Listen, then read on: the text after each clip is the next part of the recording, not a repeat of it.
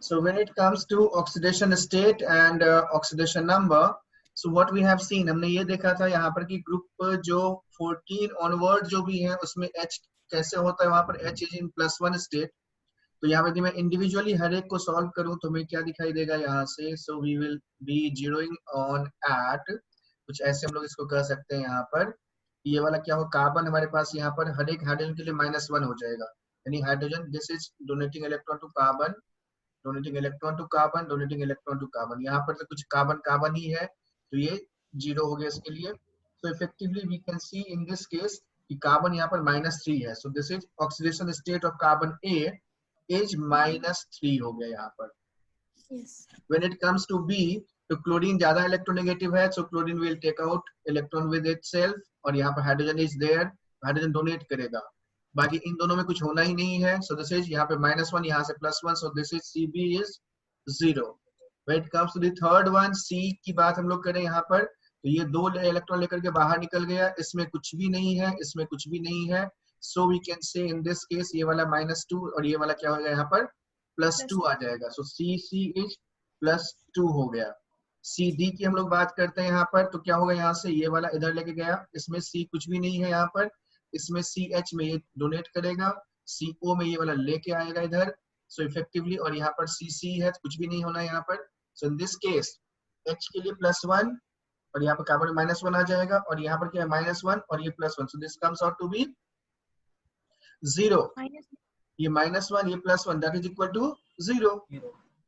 ठीक, तो CD हमारा 0 है, और CE की बात करें तो ये H के लिए क्या हो जाएगा, दिस इज H के लिए यहाँ से -1 आएगा, और यहाँ पर ये वाला हो गया +2, सो -1 +2 विल मेक कितना हो जाएगा, -1 +2 +1, and so in this case this is +1 state है यहाँ पर।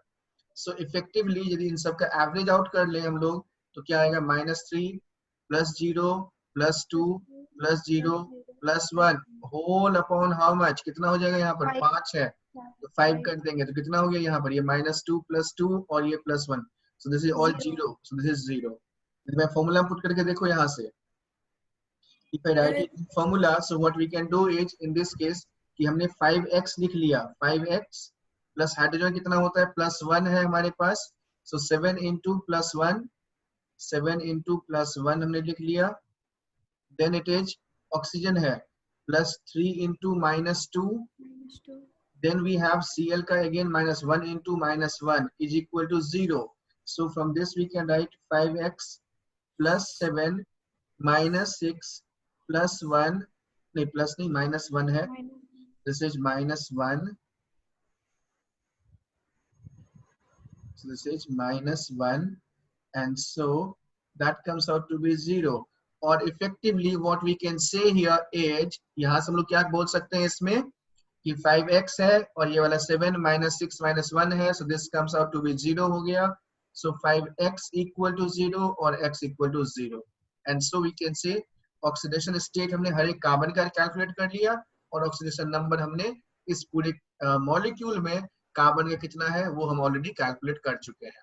सो this is how we do this particular aspect, यानी ऑक्सीडेशन नंबर और ऑक्सीडेशन नंबर स्टेट ऐसे हम लोग कैलकुलेट करते हैं। सर मैं एक बार रिजॉइन कर लूं, दिख नहीं रही स्क्रीन मुझे। हाँ रीजन कर लो।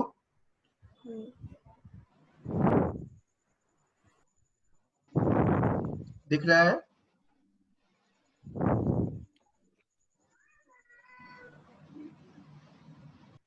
So balancing equation,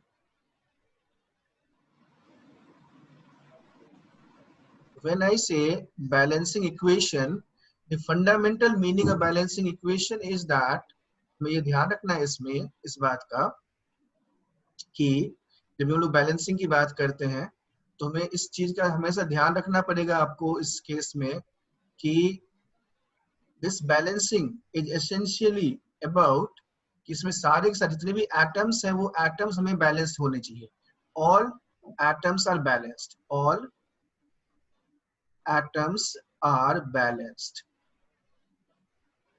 atoms are balanced का मतलब यहाँ पर यह है कि the number of in each type of atom, number of each type of atom, each type of atom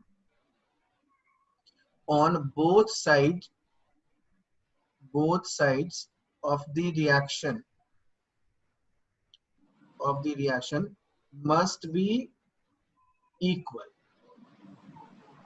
तो पहला जो बेसिक आइडिया है यहाँ पर कि एटम्स जो होने चाहिए वो क्या होने चाहिए, वो बैलेंस्ड होने चाहिए.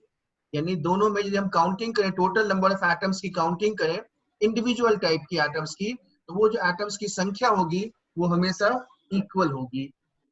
And therefore that has to be equal, and thus we can see in this case, and so here it is, we can write in this case. यहाँ पर फिर दूसरा जो हमारे पास आता है वो ये चीज है. यहाँ पर ये पहला कंडीशन था. Second condition is that in this case this must be electrically neutral, यानी जो चार्ज है, charge must be equal in both the sides. जो हमारे पास चार्ज होगा, charge must be equal. Charge must be equal if present. यदि कोई charge present है वो हमेशा इक्वल होने चाहिए, तो ये हमें ध्यान रखना है. ठीक. And so we can write in this way. हम लोग कुछ ऐसे समझ सकते हैं और इसी को हमें अप्लाई करना है. And therefore we can see, इसी को हम लोग आगे यूज करेंगे. तो पहला हमने लिखा है यहाँ पर कि हिट एंड ट्रायल मेथड से ही हमें यूज करना है. जब रेडॉक्स की बात करते हैं तो वहां पर एक सिस्टमैटिक मेथड होता है और उसके बारे में चर्चा होती है. And so in case of redox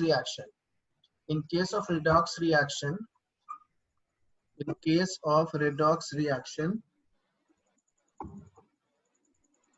the no electron should appear in the balanced equation. Balanced equation में कहीं भी कोई इलेक्ट्रॉन नहीं आना चाहिए. So that is what is the basic requirement. तो 3 रिक्वायरमेंट्स है यहाँ पर. पहला हमारे पास है यहाँ पर कि एटम्स जो होने चाहिए वो बैलेंस्ड होने चाहिए. दूसरा, number of each type of atom on both side of the reaction हमेशा इक्वल होने चाहिए, चार्जेस इक्वल होने चाहिए. और यदि कोई रेडॉक्स रिएक्शन है तो उसमें कहीं भी इलेक्ट्रॉन नहीं अपीयर होना चाहिए, या लेफ्ट हैंड साइड में या राइट हैंड साइड में कहीं भी इलेक्ट्रॉन नहीं दिखाई देना चाहिए. So that is the basic requirement we have to follow, we have to have. ठीक. अब इसको देखते पहले एक नॉर्मल रिएक्शन की पहले हम लोग बात करते हैं. So balancing general equation, balancing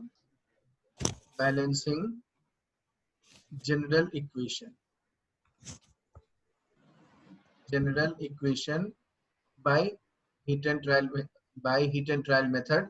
heat and trial मतलब ये है जस्ट ऑब्जर्वेशन बेस्ड है, उसमें तुम्हें खैर कुछ करना नहीं है. हीट एंड ट्रायल का कोई मीनिंग नहीं है. अपार्ट फ्रॉम दैट, सपोज जैसे मान लो मैंने कहीं पर ये लिख लिया कि जैसे कोई रिएक्शन लिख लेते हैं, यहाँ पर ये लिख लिया लाइक Na2CO3 दिया हुआ है प्लस HCl दिया हुआ है, यहाँ से NaCl बना और हमने यहाँ से फिर दूसरा क्या बना दिया, NaCl हो गया और दूसरा H2CO3 हमने लिख लिया, या H2OCO2 लिख दिया, H2CO3 लिखा. सो फ्रॉम दिस अगर देखो यहाँ पर ऑब्जर्वेशन देखना है, यहाँ पर क्या करना है, इसमें Na कितने एटम्स हैं, इधर 2 एटम्स हैं, तो ये वाला 2 हमने यहाँ पे मल्टीप्लाई कर लिया. Cl कितना है यहाँ पर, जस्ट 1 है, इसको भी 2 करना पड़ेगा, तो यहाँ पे इसको 2 कर दिया, 2HCl हो गया.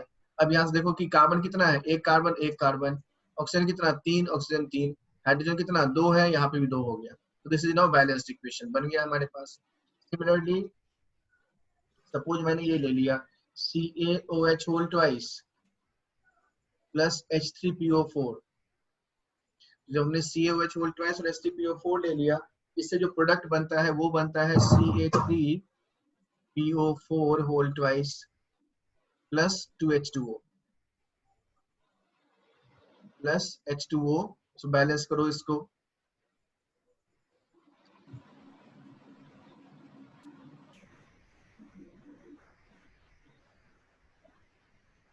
Plus H2O. Now balance this.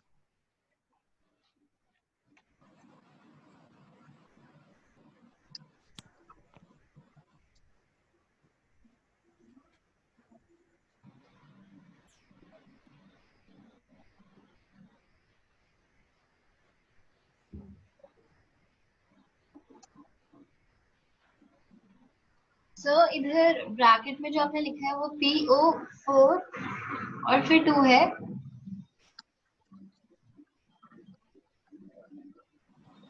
CH3PO4 voltage plus H2O आ जाएगा।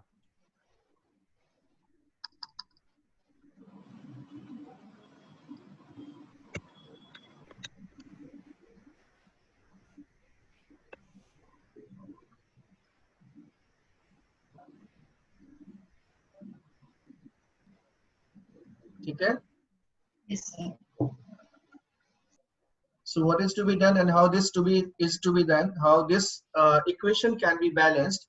So the very first task what we need to do is, सबसे पहले जो हमें इसमें ध्यान रखना है वो इस बात का ध्यान रखना है कि नंबर ऑफ कार्बन, देखो यहाँ पर इसमें लेफ्ट हैंड साइड में यहाँ पर CH4 लिखा हुआ है और यहाँ पर ये 1 है, यहाँ भी 1 है, यहाँ भी 1 है, तो ये 1 का 1 ही रह गया, यहाँ पर कुछ करना नहीं है। देन पहले कार्बन को बैलेंस करना है। पहला कौन सा, फर्स्ट हमने यहाँ पे लिखना है, इसमें कार्बन को बैलेंस करेंगे। पहला एटम कार्बन, पहला कार्बन, इसमें ये बैलेंस है। दूसरा एटम जो हमारे पास है वो है हाइड्रोजन, दूसरा हाइड्रोजन, नंबर 1 कार्बन हो गया, दूसरा hydrogen H2। How many hydrogens are there in this case, CH4 में कितने हाइड्रोजन्स हैं, 4 हाइड्रोजन्स हैं। एंड देयरफॉर वी कैन से, और यहाँ पर राइट हैंड साइड में कितना दिखाई दे रहा है, 2 दिखाई दे रहा है। 2 से जब मल्टीप्लाई कर दो, so you will have this one 2H2O, so we can say 4 hydrogen would be there, ये वाला आ गया।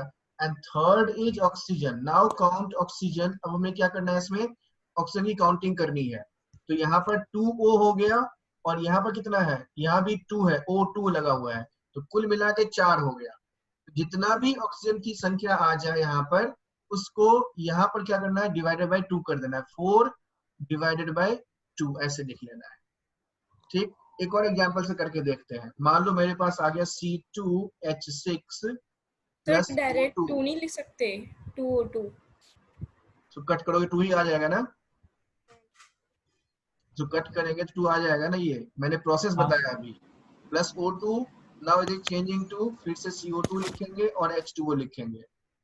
So when I write this C2H6 plus O2, CO2 plus H2O, now what will happen again? There is 2 carbon atoms are there. तो 2 carbon atom है, यानी 2 CO2 लगा दिया। Then how many hydrogens? 6 hydrogen है और यहाँ पर 2 है, तो 3H2O कर दिया। Total how many oxygen atoms? 2 2 जा 4 और 3 7. So here it would be 7 by 2 O2 हो गया। बाकी अब इसको 2 से मल्टीप्लाई कर दो तो फिर बाकी सारा अपना टोटल आ जाएगा हमारे पास। So this way we have to balance this equation. So just try a few one. इसमें आप कुछ ट्राई करके देखो। यहाँ पर सपोज मेरे पास ऐसे मैंने ले लिया C4H10 plus O2 changing to CO2 plus H2O, पहला है ये वाला। दूसरा ले लो, यहाँ से ये वाला ले लेते हैं इसमें। Then take C6H12 plus O2 CO2 plus H2O. Then take a C8H8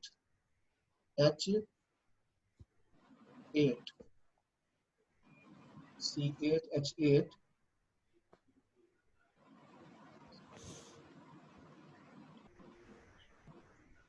plus O2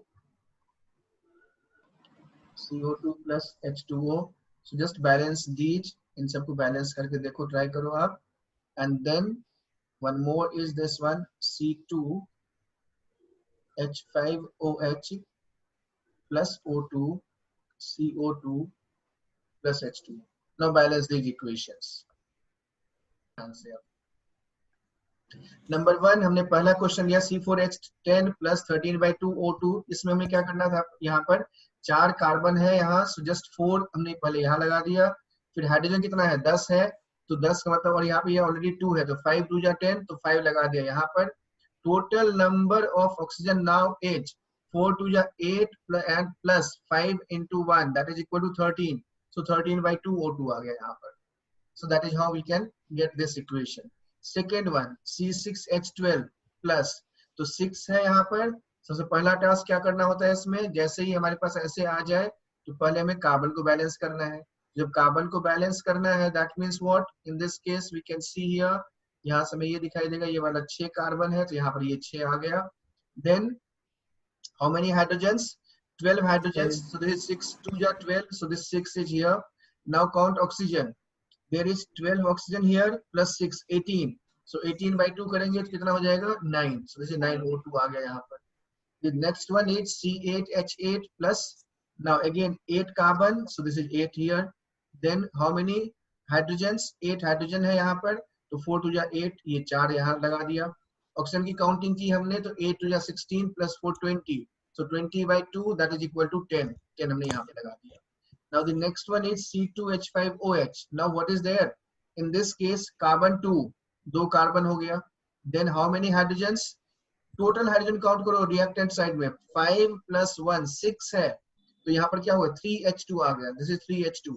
and the last में क्या करना है, ऑक्सीजन काउंट करो, 2 2 जा 4 + 3 7 7, लेकिन एक यहाँ पर भी ऑक्सीजन है तो उस 1 को हमें माइनस करना पड़ेगा, सो 7 - 1 6 हो गया, तो this is 6/2 that is equal to 3, so this is 3O2 यहाँ पे आ गया। And this is how all these reactions are balanced. अब अगली क्लास हम लोग देखेंगे कि कैसे रिडॉक्स रिएक्शन को बैलेंस करते हैं, वो हम लोग सीखेंगे अगली क्लास में। ठीक है, चलो। Yes, thank you sir.